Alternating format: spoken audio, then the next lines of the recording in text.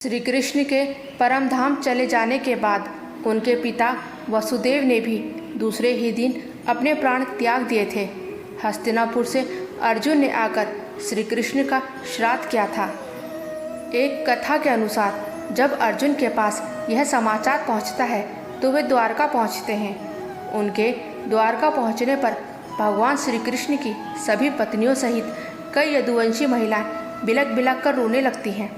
पति और पुत्रों से हीन हुई इन स्त्रियों के आर्तनाद को सुनकर अर्जुन भी रोने लगते हैं। यदुवंश की सभी स्त्रियां अर्जुन को घेर कर इस आस में बैठ जाती हैं कि अब हमारे बारे में कोई तो निर्णय लेने वाला आया। पुरुषों में यदि कोई बचा था तो श्री कृष्ण के परपौत्र वज्रनाभ और भगवान श्री कृष्ण के पिता वसुदेव ही। कुछ स्त्रियां गर्भवती थी। श्री कृष्ण की पत्नियों से मिलने के बाद अर्जुन अपने मामा वसुदेव से मिलने बड़ी हिम्मत करके उनके महल जाते हैं। श्री कृष्ण के पिता वसुदेव अर्जुन को देखते ही रोने लगते हैं और उन्हें अपने गले लगा लेते हैं।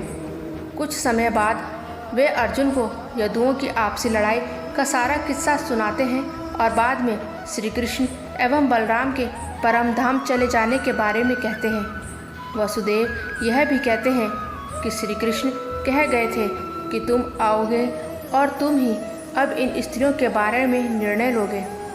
तुम्हारे यहाँ से चले जाने के बाद इस द्वारका नगरी को समुद्र डुबो देगा। वसुदेव कहते हैं कि मेरा भी अंतिम समय आ गया है और तुम ही मेरा अंतिम संस्कार करोगे। अर्जुन वसुदेव की बात को सुनकर मन ही मन बहुत दुखी होते हैं। उस दिन अर्जुन रात को द्वारका में ही रुकते हैं। सुबह समाचार मिलता है कि वसुदेव ने अपनी देह छोड़ दी है। यह समाचार सुनकर द्वारका में फिर से महिलाएं रोने बिलखने लगती हैं। अर्जुन अपने मामा वसुदेव के अंतिम संस्कार की तैयारी कर उन्हें नगर से दूर एक स्थान ले जाते हैं। उस समय हजारों की संख्या में द्वारकावासी भी उनके साथ होते हैं। पीछे पीछे वसुदेव की पत्नियां भी चल रही थीं। उनकी 4 पत्नियां थीं, देवकी, भद्रा, रोहिणी और मदिरा।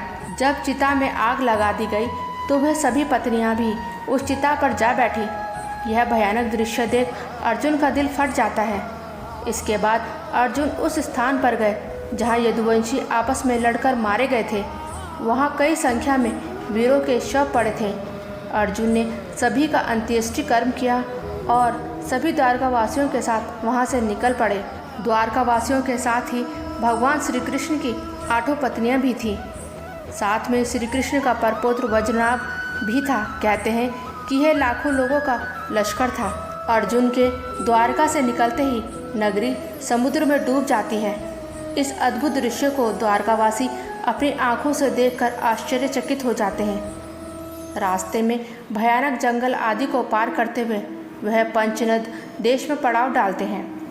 वहाँ रहने वाले लुटेरों को जब यह खबर मिलती है कि अर्जुन अकेले ही इतने बड़े जन समुदाय को लेकर इंद्रप्रस्थ जा रहे हैं तो वे धन के लालच में वहाँ धावा बोल देते हैं। ऐसे में अर्जुन अपने दिव्यास्त्रों का प्रयोग करने के लिए स्मरण करते हैं, लेकिन उनकी स्मरण शक्ति लुप्त हो जाती है। कुछ ही देर में उनके तरकश के सभी बाण भी समाप्त हो जाते हैं। तब अर्जुन बिना शस्त्र से ही लुटेरों से युद्ध करने लगते हैं। खुद को असहाय पाकर अर्जुन को बहुत दुख होता है।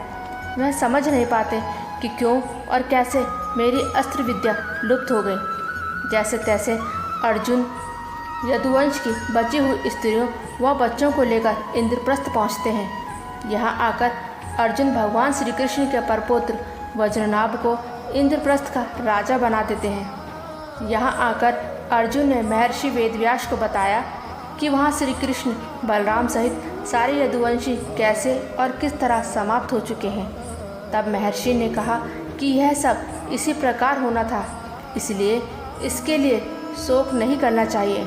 इसके बाद किस तरह श्री कृष्ण की पत्नियों ने अग्नि में कूदकर जान दे दी और कुछ तपस्या करने वन में चली गई। तो दोस्तों, यह कथा आपको कैसी लगी कमेंट करके ज़रूर बताएं और मेरे चैनल को सब्सक्राइब करना ना भूलें। धन्यवाद।